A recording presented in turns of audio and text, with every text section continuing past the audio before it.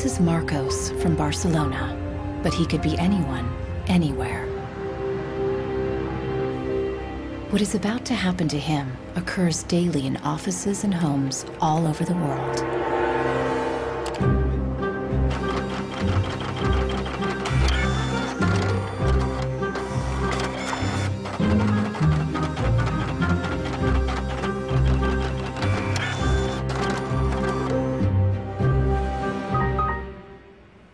A part inside the printer has failed, and the manufacturer sends Marcos to technical support. El meu tècnic fa un diagnòstic previ, pero aquest diagnòstic ja són 15 euros més IVA. Seguramente será difícil encontrar las piezas para poder repararla.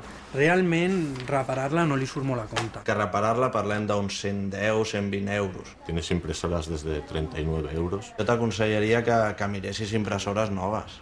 Així que, sens dubte, jo em compraria una nova, It's no coincidence that all three shopkeepers suggest buying a new printer. If he agrees, Marcos will become yet another victim of planned obsolescence, the secret mechanism at the heart of our consumer society.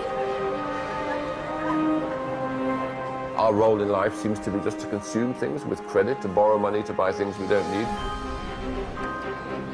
Nous vivons dans une société dominée par une économie de croissance dont la logique est non pas croître pour satisfaire les besoins, mais croître pour croître.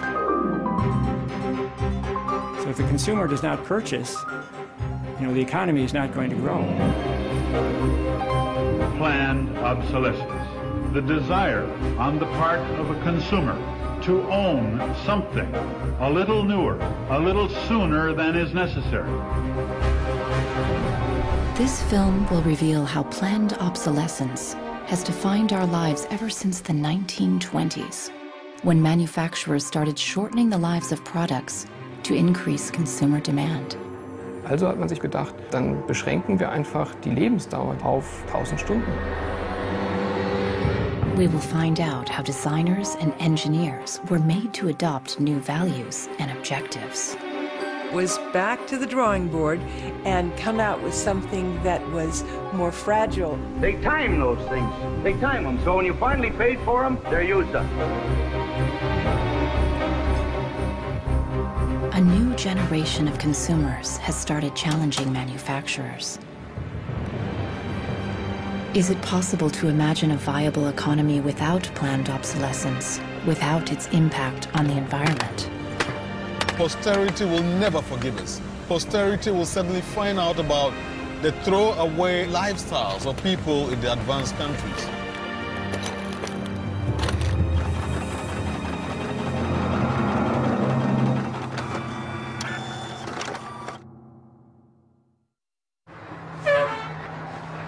Welcome to Livermore, California, home of the longest burning light bulb in the world.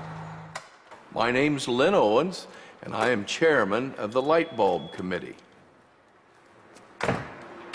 It was in 1972 when we discovered that the light bulb that was hanging in the fire station was a significant light bulb.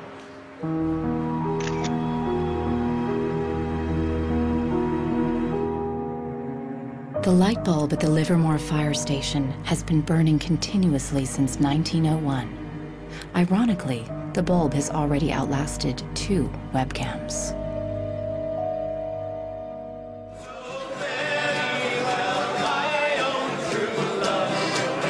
In 2001, when the bulb was 100 years old, the people of Livermore threw a big birthday party, American style. I think we were hoping if we would get 200 people, we'd be happy, and we ended up with 800 or 900 people showing up. One nation, under God, indivisible, with liberty and justice. Do you think that anybody would sing happy birthday to a light bulb? Well, we didn't think they would, but they did. Happy birthday, dear light bulb. Happy birthday to you.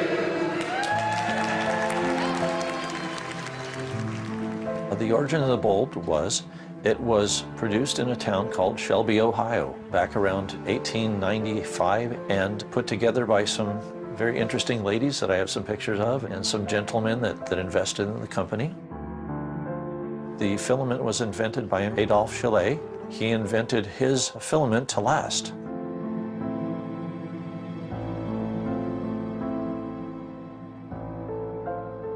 Why does his filament last? I don't know.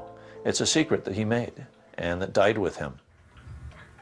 Chaillet's formula for a long-lasting filament is not the only mystery in the history of the light bulb. A much bigger secret is how the humble light bulb became the first victim of planned obsolescence. Weihnachten 1924 war ein ganz besonderer Tag. In einem Hinterzimmer in Genf trafen sich einige Herren in Nadelstreifenanzügen, um einem geheimen Plan nachzugehen. Sie gründeten das erste weltweite Kartell, das sich zum Ziel setzte, die Glühbirnenproduktion der gesamten Länder zu kontrollieren und den Kuchen namens Weltmarkt unter sich aufzuteilen. Dieses Kartell hat den Namen Phoebus. ⴑ included the main light bulb manufacturers in Europe and the United States, and even faraway colonies in Asia and Africa. Das Ziel ist gewesen, Patente auszutauschen, die Produktion zu kontrollieren und vor allem aber den Verbraucher zu kontrollieren. Es ist umso besser für diese Firmen, wenn der Verbraucher regelmäßig Glühlampen kauft, und wenn die Glühlampen lange brennen, ist das ein ökonomischer Nachteil. Initially, manufacturers strived for a long lifespan for their bulbs. On October 21st, 1871, numerous experiments resulted in the production of a small unit lamp of comparatively enormous resistance. The filament being under conditions of great stability after the... Thomas Edison's first commercial bulb, on sale by 1881, lasted 1,500 hours. By 1924, when the Phoebus cartel was founded, manufacturers proudly advertised lifespans of up to 2,500 hours and stressed the longevity of their bulbs. Also hat man sich bei Phoebus gedacht, dann beschränken wir einfach die Lebensdauer dieser einzelnen Glühbirnen auf 1000 Stunden. 1925 wird ein entsprechendes Komitee gegründet, das 1000-Hour Life Committee, was sich zum Ziel setzt, auf technischer Basis die Lebensdauer der Glühlampen auf diese Brenndauer zu beschränken. More than 80 years later, Helmut Hüge, an historian from Berlin, uncovers proof of the committee's activities hidden in the internal documents of the founding members of the cartel, such as Philips in Holland, Osram in Germany, and Compagnie des Lampes in France. Hier haben wir ein Kartelldokument, da steht: The average life of lamps for general lighting service must not be guaranteed, published or offered for another value than 1,000 hours. Under pressure from the cartel, member companies conducted experiments to create a more fragile bulb that would conform with the new 1,000-hour rule.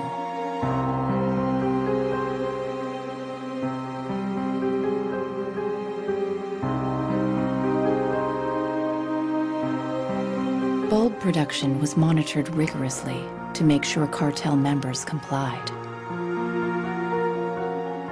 Eine Maßnahme bestand beispielsweise darin, einen Prüfstand zu errichten, in dem viele kleine Sockel zu finden sind, in die dann wiederum einzelne Exemplare aus verschiedenen Produktionsreihen eingeschraubt wurden, und Firmen wie Osram haben dann genauestens protokolliert, wie lange diese Lampen brannten.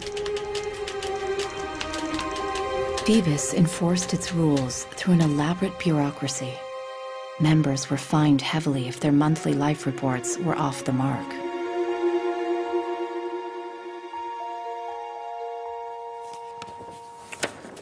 Hier haben wir eine Straftabelle aus dem Jahr 1929, die genau zeigt, wie viel Schweizer Franken Strafe für 1000 verkaufte Glühbirnen die Mitglieder des Kartells zahlen müssen, wenn die Lampen länger halten als zum Beispiel 1500 Stunden.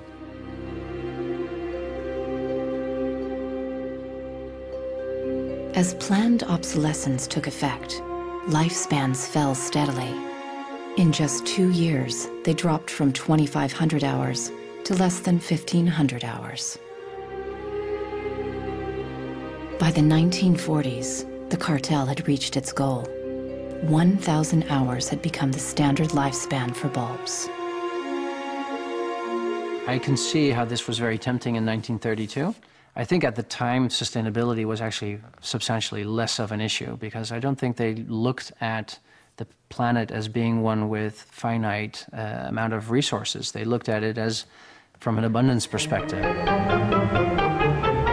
Ironically, the light bulb has always been a symbol for ideas and innovation, and yet it's one of the early and best examples of planned obsolescence. In the following decades, inventors filed dozens of patents for new light bulbs, including one lasting 100,000 hours. None of them reached the general market. Offiziell hat es ja Phoebus eigentlich nie gegeben, wenn auch diese Spuren der Öffentlichkeit nie ganz verborgen gewesen sind. Die Strategie dahinter ist, sich in bestimmten Zeitabständen immer wieder umzubenennen.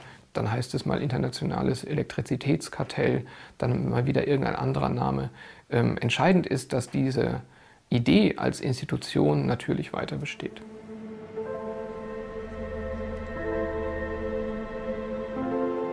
In Barcelona, Marcos hasn't followed the advice of the shopkeepers to replace his printer. He's determined to repair it and has found somebody on the internet who has discovered what has actually happened to his printer. It's the dirty little secret of inkjet printers. I tried to print a document and it said parts inside your printer require replacement, so I decided to do a little servicing of my own. Hello, Marcos. I got your message. Marcos has contacted the author of the video. I looked into it, and it turns out that there's a thing in the bottom of the printer called a waste ink reservoir. And the way inkjet printers work is they constantly have to clean the print heads, and they do that by squirting ink through them down a hole in the bottom of the printer into this great big sponge. There's just a preset time when it's squirted a certain number of drops down there that then the printer decides it's full of ink and won't function anymore. Mm-hmm. The justification is they don't want to put ink all over your desk. But I think the problem goes deeper than that. It's the way the technology works. It's just designed to fail.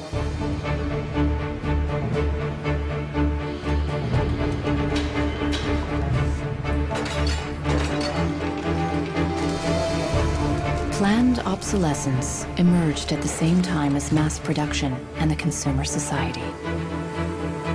The whole issue with products being made to last less long is part of a whole pattern that began in the Industrial Revolution, when the new machines were producing goods so much more cheaply, which was a great thing for consumers, but consumers couldn't keep up with the machines. There was so much production. As early as 1928, an influential advertising magazine warned that an article that refuses to wear out is a tragedy of business. In fact, mass production made many goods widely available. Prices fell and many people started shopping for fun rather than need. The economy was booming.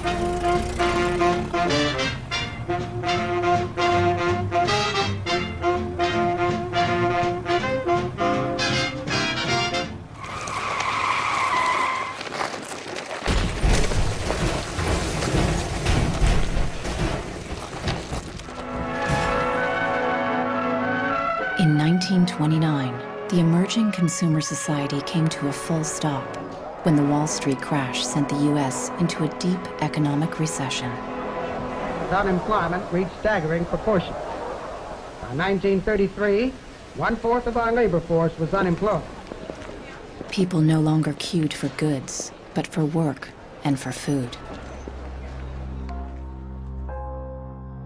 From New York came a radical proposal on how to kickstart the economy again. Bernard London, a prominent real estate broker, suggested ending the Depression by making planned obsolescence compulsory by law. It was the first time the concept was put into writing.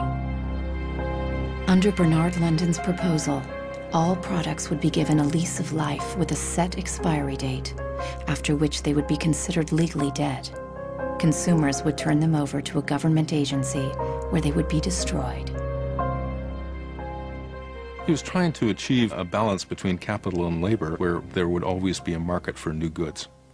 So there would always be a need for labor and there would always be a reward for capital.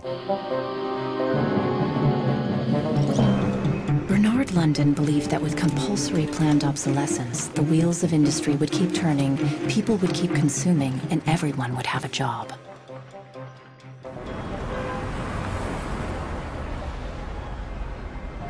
Giles Slade has come to New York to investigate the person behind the idea. He wants to find out if for Bernard London, planned obsolescence was purely about profits or about helping the unemployed. I have a picture of Bernard London. Dorothea Weitzner remembers meeting Bernard London in the 1930s during a family outing. Don't tell me which one he is. Okay. Let's see. Ah, isn't that interesting? Yes. Definitely intellectual looking. And you met Bernard London in 1933. When I was about 16, 17, my dad and mother had this big Cadillac car, which was the size of a Zeppelin. Mother was driving like a chauffeur. Dad was in the front, and Mr. and Mrs. London were in the back of the big limousine. Dad said that Mr. London should explain his philosophy to me. He's a very interesting man. And he just told me in a few words that that was his idea to reduce the Depression. We were in an economic mess, worse than today even. He was obsessed with this idea, like an artist is utterly obsessed with his paintings, you know. He actually whispered to me in the car, afraid that his theory might be too radical. In fact, Bernard London's proposal was ignored, and obsolescence by legal obligation was never put into practice. 20 years later, in the 1950s, the idea resurfaced, but with a crucial twist. Instead of forcing planned obsolescence on the consumers, they were to be seduced by it. Planned obsolescence. The desire on the part of a consumer to own something a little newer, a little better, a little sooner than is necessary. We certainly in America... This is the voice of Brooks Stevens, the apostle of planned obsolescence in post-war America. This flamboyant industrial designer created everything from household appliances to cars and trains, always with planned obsolescence in mind. In the spirit of the times, Brooks Stevens' designs conveyed speed and modernity. Even the house he lived in was unusual. This is the home that my father designed and that I grew up in. When it was being built out in the suburbs, everybody thought it was going to be the new Greyhound bus station because it did not look like a traditional home. One of the most important things that my father felt always in designing a product is that it made a statement. He detested products that were bland and really did not, create any desire within the consumer to inspire the purchase. Unlike the European approach of the past, where they tried to make the very best product and make it last forever, meaning you bought such a fine suit of clothes that you were married in it and then buried in it, and never a chance to renew it. The approach in America is one of making the American consumer unhappy with the product that he has enjoyed the use of for a period, have him pass it on to the second-hand market, and obtain the newest product with the newest possible look. Brooks Stevens traveled all over the U.S. to promote planned obsolescence in speech after speech. His approach became the gospel of the time.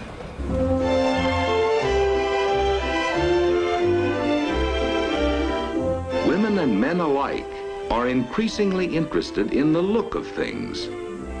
They eagerly give their attention to what's new and beautiful and advanced. Design and marketing seduced consumers into always craving the latest model. My father never designed a product to intentionally fail or become obsolete for some functional reason in a short period of time. Planned obsolescence is absolutely at the consumer's discretion. No one is forcing the consumer to go into the store and purchase a product. You know, they go in under their own free will. That's their choice.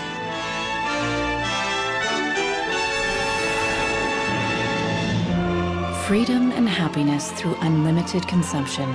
The American way of life in the 1950s became the foundation for the consumer society as we know it today.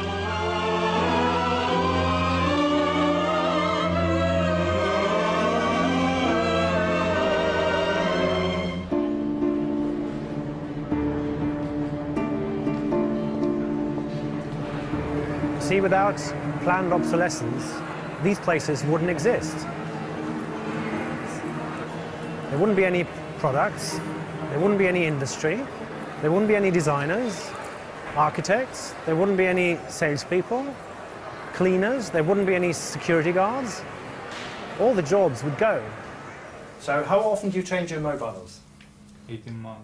Once a year. Once a year. Once a year. These days, planned obsolescence is an integral part of the curriculum at design and engineering schools. Boris Knuth lectures on the concept of product life cycle, a modern euphemism for planned obsolescence. I went shopping for you. I've got a couple of things. A pan, salt, shirt, another shirt. Students are taught how to design for a business world dominated by one single goal: frequent repeat purchase. What I do, I pass these round, and you tell me what you think, how long it takes for them to fail, what the service life will be. Okay. Designers have to understand what company they work for. The company decides on a business model, how often do we want to renew our products, our offers. So this brief is given to designers, and designers have to understand and design the product in a certain way so it fits exactly the business strategy of the client they work for. Planned obsolescence is at the root of the substantial economic growth that the Western world has experienced since the 1950s. Ever since, growth has been the holy grail of our economy. Nous vivons dans une société de croissance dont la logique est non pas croître pour satisfaire les besoins, mais croître pour croître, croître à l'infini, faire croître sans limite la production et pour justifier cette croissance de la production, faire croître sans limite la consommation. Serge Latouche is a noted critic of the growth society and has written extensively about its mechanisms. Au fond, il y a trois instruments fondamentaux qui sont la publicité, l'obsolescence programmée et le crédit.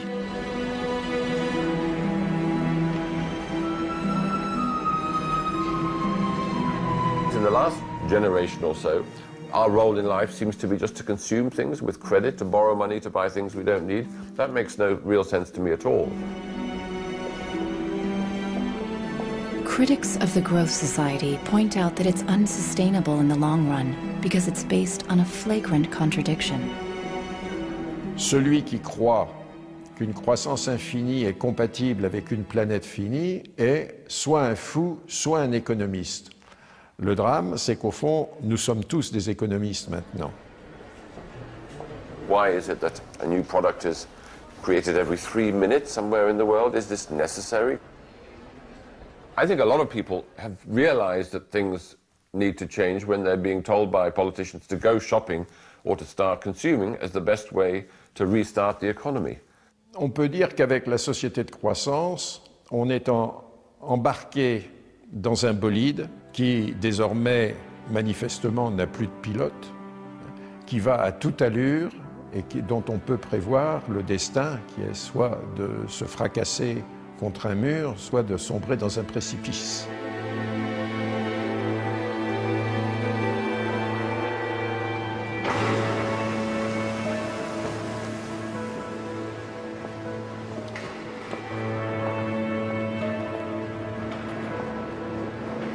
Looking at the service manuals of different printers, Marcos realizes that the lifespan of many printers is set by the engineers right from the start.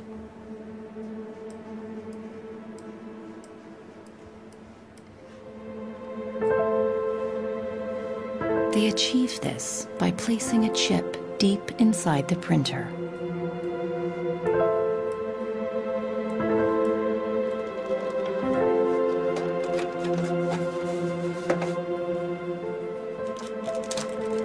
I he trobat el xip, que és una EEPROM, que és un xip on es guarda una compta d'impressions. I quan s'arriba a una determinada compta és quan es bloqueja la impressora i deixa d'imprimir.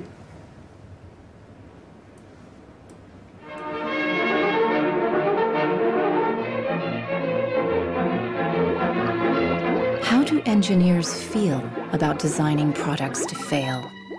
The dilemma is captured in a British film from 1951, where a young chemist invents an everlasting thread. He believes that great progress has been made.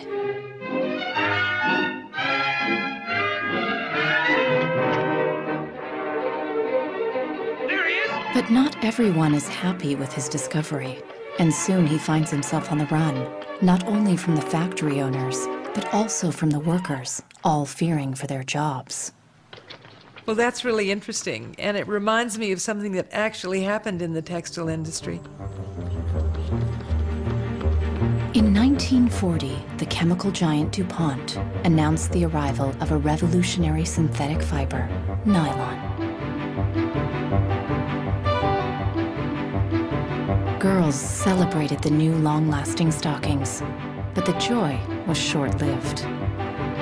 My father worked for DuPont before and after the war in the nylon division, and he told me a story about how when nylon first came out and they were trying it out for use in stockings, the men in his division were asked to take these stockings home for their wives and girlfriends to try out. My father brought them home to my mother, and she was delighted with the first products because they were so sturdy.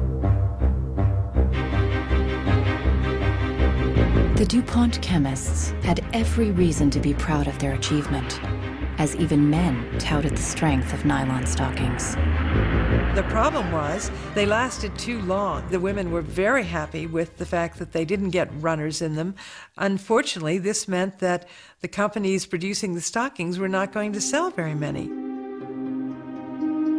DuPont gave new instructions to Nichols Fox's father and his colleagues. For the men in his division, it was back to the drawing board to try to make the fibers weaker and come out with something that was more fragile and would run so that the stockings wouldn't last as long. The same chemists who'd applied their skills to make durable nylons went with the spirit of the times and made them more fragile. The everlasting thread disappeared from the factory floor, just like in the cinema. We need control of this discovery. Complete control. If you want twice the amount in that contract, we will pay it. $250,000. To suppress it. Yes. How did the chemists at DuPont feel about deliberately reducing the life of a product? It must have been frustrating for the engineers to have to use their skills to make an inferior product after they'd tried so hard to make a good product. But in a way, I suppose, that's the outsider's view. Probably they just had a job to do. Make it strong, make it weak. That was their job. Engineers were in a really complicated ethical time. This confrontation with planned obsolescence provoked them to examine their most basic ethical concepts. There was an old school of engineers who believed that they should make a permanent, usable product that would never break. And there was a new school of engineers that were driven by the market who were clearly interested in making the most disposable product that they could. And this debate resolved itself by these new school of engineers taking over. Planned obsolescence did not only affect engineers. The frustration of ordinary consumers is echoed in Arthur Miller's classic play, Death of a Salesman. Just like Willie Lomax, all consumers could do was complain powerlessly. Once in my life, I'd like to own something outright before it's broken. I'm always in a race with the junkyard. Just finished paying for the car and it's on its last legs. The refrigerator consumes belts like a crazy maniac. They time those things. They time them, so when you finally paid for them, they're used up. Little did consumers know that on the other side of the Iron Curtain, in the countries of the Eastern Bloc, there was a whole economy without planned obsolescence.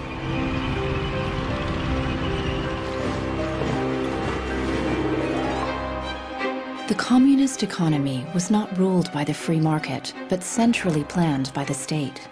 It was inefficient and plagued by a chronic shortage of resources. In such a system, planned obsolescence did not make any sense. In former East Germany, the most efficient communist economy, official regulations stipulated that fridges and washing machines should work for 25 years. Hier, dieser DDR-Kühlschrank, den habe ich 1985 gekauft. Der ist also mindestens 24 Jahre alt. Und die Glühbirne ist ebenso alt, habe ich noch nie ausgewechselt. Die ist also auch schon fast 25 Jahre alt. In 1981, a lighting factory in East Berlin launched a long-life bulb. They took it to an international lighting fair, looking for buyers from the West.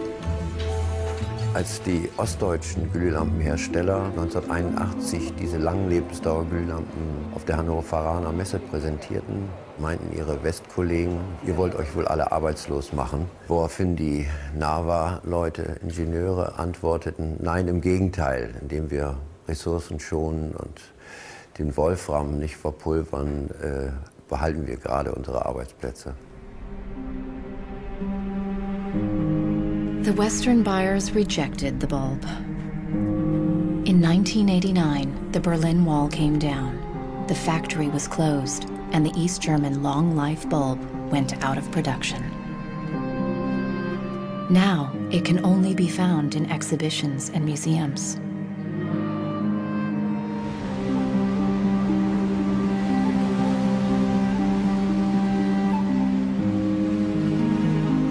"20 years after the fall of the Berlin Wall, consumerism is as rampant in the East as it is in the West.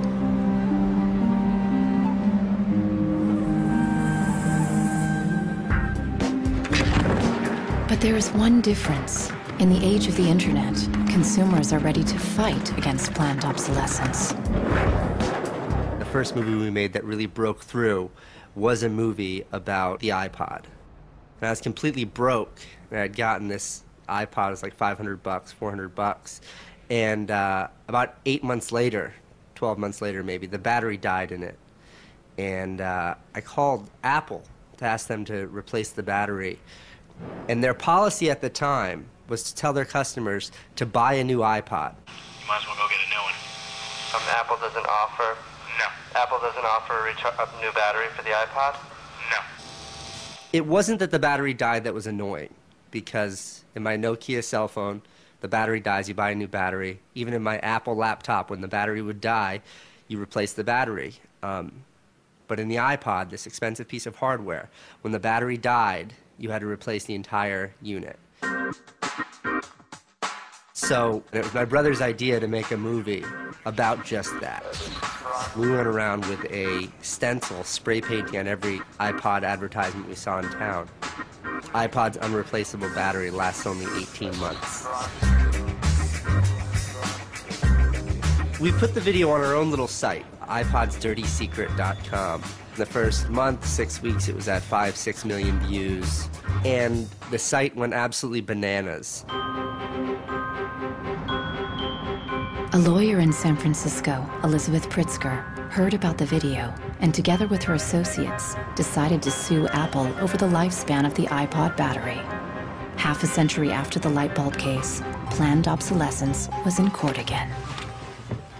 When we brought this litigation, this was 2 years after the iPod was introduced, Apple had sold about 3 million iPods nationwide in the United States. Many of the 3 million iPod owners were having battery problems and were willing to sue. One of them was Andrew Wesley. We selected from amongst the consumers who had called us individuals who would serve as representatives in a class action. A class action is really a device that's fairly unique to the United States, where a small group of people stands in the shoes of a large group to bring one claim before a court. My role in that case was as class representative on behalf of thousands, maybe tens of thousands of people. The case came to be known as Wesley versus Apple. When my friends and family learned that this was a major case, they thought I was, becoming a radical. Here I am going to sue. I was the next ᴑᴏ_ʀᴇ. In December 2003, Elizabeth Pritzker filed the case at the San Mateo County Court, just a few blocks from the Apple headquarters. We asked Apple for a number of technical documents regarding the battery life in the iPod, and we received a lot of technical data about the battery design, about the testing of the battery, and learned through that discovery that the type of the lithium battery that was contained within this iPod was designed, by design, to really only have a short period of life. I do think that Apple's development of the iPod was intended to be one of planned obsolescence. After a tense few months, both parties hammered out a settlement. Apple set up a replacement service for the batteries and extended the warranty to 2 years. The claimants were offered compensation. One thing that really bothers me personally is that Apple really promotes itself as a young, hip, forward-thinking company, and for a company like that not to have a good environmental policy that allows consumers to return products for proper recycling and disposal is really counterintuitive and counter to their message.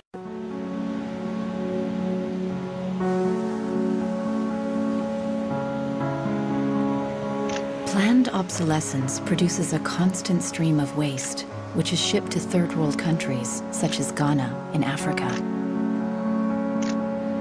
It's been between 8 and 9 years now when I noticed that loads and loads of containers were coming to this country with electronic waste. We're talking about end-of-life computers, end-of-life television sets, which nobody wants in the developed countries. Shipping electronic waste to third world countries is forbidden by international law, but the merchants use a simple trick. They declare the waste as second-hand goods.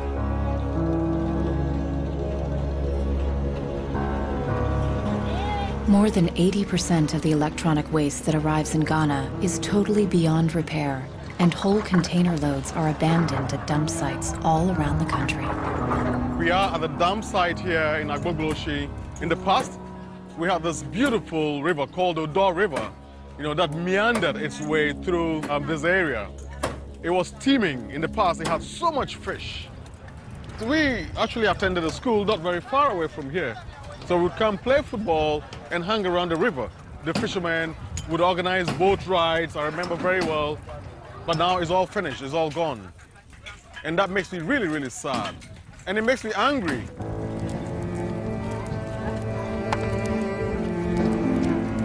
These days, there are no school kids playing here after class. Instead, youngsters from poor families come here looking for scrap metal.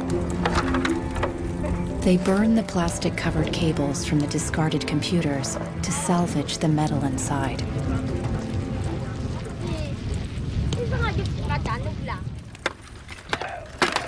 What is left is picked through by the younger children who are looking for any tiny pieces of metal which the older boys may have missed.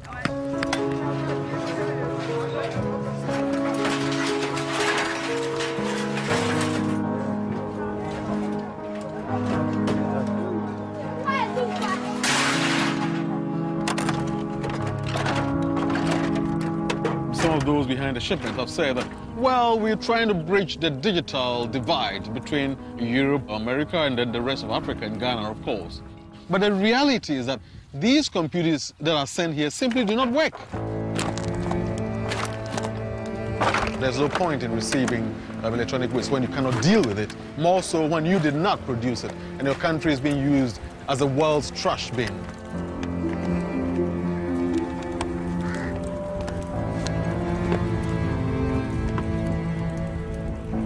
The trash that for so long in the industrial age has been hidden from view is now coming into our lives, and we can actually no longer easily avoid it. The waste economy is reaching its last legs because they don't physically have anywhere else to put the waste.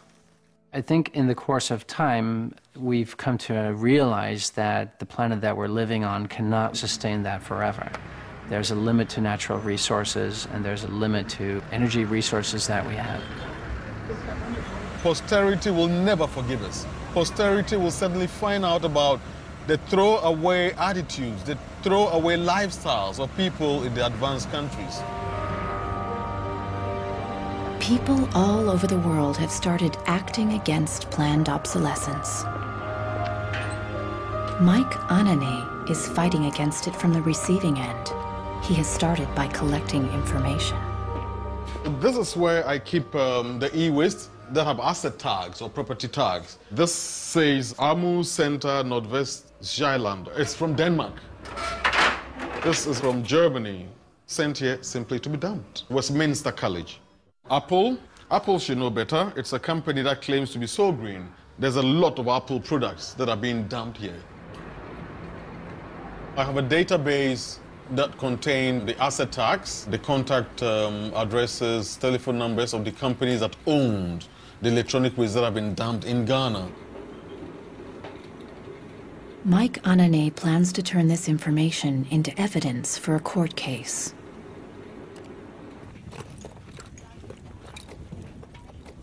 We need to take some action, some punitive measure. We need to sue people so they stop dumping e-waste in Ghana.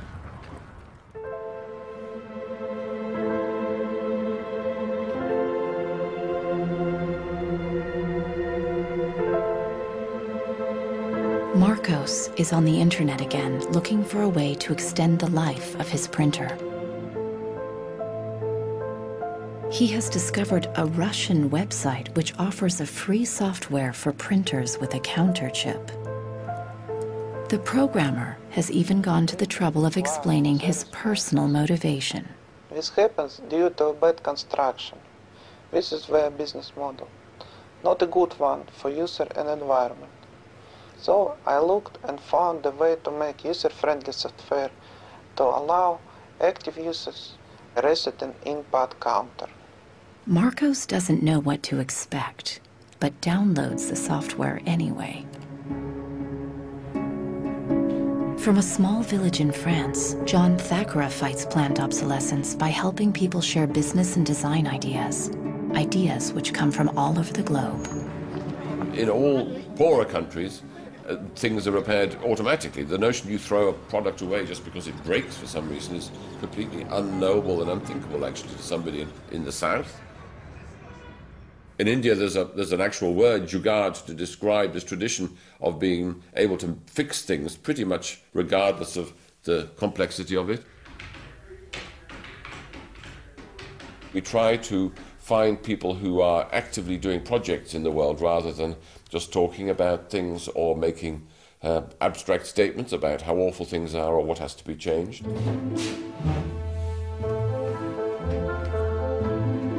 One of these people is Warner Phillips, descendant of the dynasty of light bulb manufacturers. I remember my grandfather taking me to one of the Philips factories in Eindhoven to show me how light bulbs were mass manufactured in factories, which is very, very cool.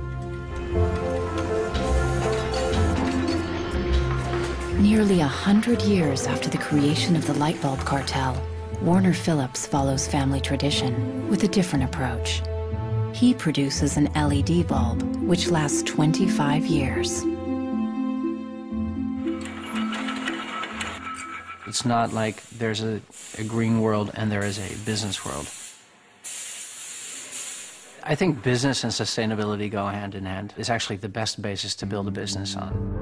And the only really real way to do that, I believe, is to factor in the true costs of the resources that have been used, but you also look at the energy consumption. You also look at the indirect energy consumption of transportation. Si on faisait vraiment payer aux transporteurs le coût réel du transport, sans parler du fait que le pétrole est une ressource non renouvelable et pour lequel on n'a pas vraiment de substitut, je dirais que le prix du transport devrait être multiplié par 20 ou 30. If you factor all of that into every product that you manufacture, then there will be huge incentives for manufacturers and entrepreneurs all over the planet to make products that last forever. Fighting against planned obsolescence can also be achieved by rethinking the engineering and production of consumer goods. A new concept called cradle to cradle claims that if factories worked like nature, planned obsolescence itself would become obsolete. Wenn man über Umweltschutz redet, meint man bei uns immer sparen, verzichten, vermeiden, reduzieren, Nullabfall, weniger schädlich. Wenn man sich die Natur aber im Frühling anschaut, ein Kirschbaum, kein Sparen, kein Verzichten, kein Vermeiden. Nature produces abundantly, but fallen blossoms, dead leaves, and other discarded materials are not waste. They become nutrients for other organisms. A cycle. Die Natur kennt keine Abfälle, sondern sie kennt nur Nährstoffe. Braungart believes that industry can imitate this virtuous cycle of nature. He proved that this is possible when he redesigned the production process of a Swiss textile company. Wenn man zum Beispiel einen Stoff hat, dazu ein Sofa damit bezieht oder einen Stuhl, dann sind die Zuschnitte, was man abschneidet, so giftig, dass es als Sondermüll entsorgt werden muss. Braungart found that hundreds of highly toxic dyes and chemicals were routinely used at the factory. For the production of the new fabrics, Braungart and his team reduced the list to 36 substances, all biodegradable. Wir suchen jetzt alle Zutaten raus, dass man sie auch essen könnte. Das heißt, Sie können die klein schneiden und in Müsli packen, wenn Sie wollen. Wenn man eine Müllgesellschaft hat, ist jedes kurzlebige Produkt natürlich ein Müllproblem. Wenn es aber eine Gesellschaft ist, die Nährstoffe macht, ist jedes kurzlebige Produkt wieder eine Chance, etwas Neues zu machen. For the more radical critics of planned obsolescence, reforming production is not enough. They want us to rethink our entire economic system and our values. C'est une vraie révolution. C'est d'abord une révolution culturelle, parce que c'est un changement de paradigme, c'est un changement de mentalité. This revolution is called degrowth. Serge Latouche travels from conference to conference explaining how to get out of the growth society altogether. La décroissance, c'est un slogan provocateur qui a pour fonction de rompre avec le discours un peu euphorisant de la croissance possible, infinie, soutenable, et donc pour marquer la nécessité de changer de logique. L'essentiel du programme, en quelque sorte de la décroissance, tient en un mot réduire. Réduire notre empreinte écologique, réduire nos gaspillages, notre surproduction, notre surconsommation. Réduisant la consommation, en réduisant la production, mais en libérant du temps libre, on peut développer d'autres formes de richesse qui ont l'avantage de ne pas s'épuiser quand on les consomme, comme l'amitié, le savoir. We increasingly rely on objects to give us a sense of self-esteem and identity. It's partly the consequence of the breakdown of things that used to give us identity, like membership of a community or relationship to the land, or all sorts of soft and social things which have been replaced by consumerism. Si le bonheur dépendait du niveau de consommation, on devrait être dans la félicité absolue, parce que nous consommons 26 fois plus que du temps de Marx, mais toutes les enquêtes montrent que les gens ne sont pas 20 fois plus heureux, parce que le bonheur est toujours quelque chose de subjectif, évidemment. Critics of degrowth fear that it will destroy the modern economy and take us straight back to the Stone Age. Revenir à une société soutenable, c'est-à-dire une société dont l'empreinte écologique ne dépasse pas une planète, eh bien, ça n'est pas revenir à l'âge de pierre, c'est revenir, toutes choses égales d'ailleurs, pour un pays comme la France, aux années 60. Ça n'est pas vraiment l'âge de pierre. On peut dire que la société de décroissance réalise la vision de Gandhi qui disait le monde est assez grand pour satisfaire les besoins de tous, mais il sera toujours trop petit pour satisfaire l'avidité de quelques-uns.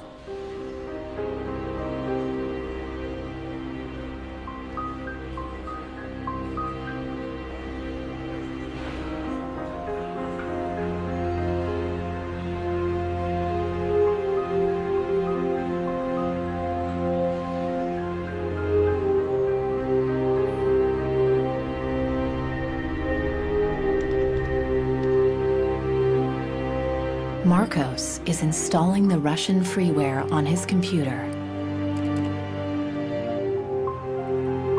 The new software allows him to reset the counter chip inside his printer back to 0. The printer immediately unblocks.